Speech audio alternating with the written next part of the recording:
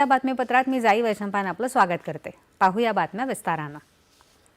पंतप्रधान नरेंद्र मोदी आजपासून Jordan, Ethiopia आणि ओमान या 3 देशांच्या दौऱ्यावर असून सकाळी ते जॉर्डनसाठी रवाना झाले। दौऱ्याच्या पहिल्या टप्प्यात पंतप्रधान जॉर्डनचे राजे अब्दुल्ला द्वितीय इब्न अल हुसैन यांच्या निमंत्रणावरून जॉर्डनला भेट देणार आहेत। 2 दिवसांच्या जॉर्डन दौऱ्यात पंतप्रधान मोदी आणि जॉर्डनचे राजे अब्दुल्ला द्वितीय इब्न अल हुसैन यांच्यात बैठकीमध्ये दोन्ही देशातील संबंधांचा सर्व पैलूंनी आढावा घेतला जाणार आहे। प्रादेशिक महत्त्वाच्या मुद्द्यांवरही दोन्ही नेते चर्चा करतील।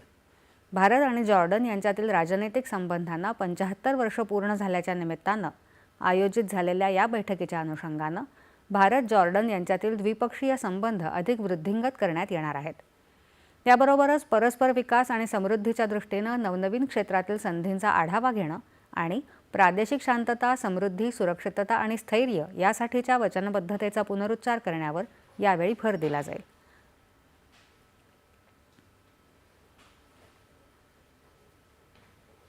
पंतप्रधान मोदी आणि जॉर्डनचे राजे उद्या भारत जॉर्डन व्यापार संमेलनाला संबोधित करणार आहेत। ऐतिहासिक शहर पेट्रा या शहरालाही पंतप्रधान भेट देणार आहेत।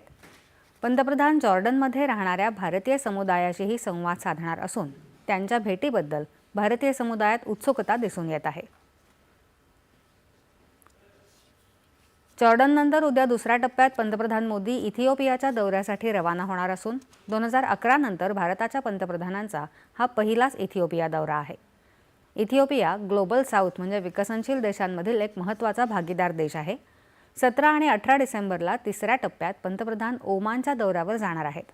पंतप्रधान नरेंद्र मोदी यांचा हा दुसरा ओमान दौरा आहे। जॉर्डनला रवाना होण्यापूर्वी पंतप्रधानांनी एका निवेदनाद्वारे आपल्या दौऱ्याविषयी माहिती दिली।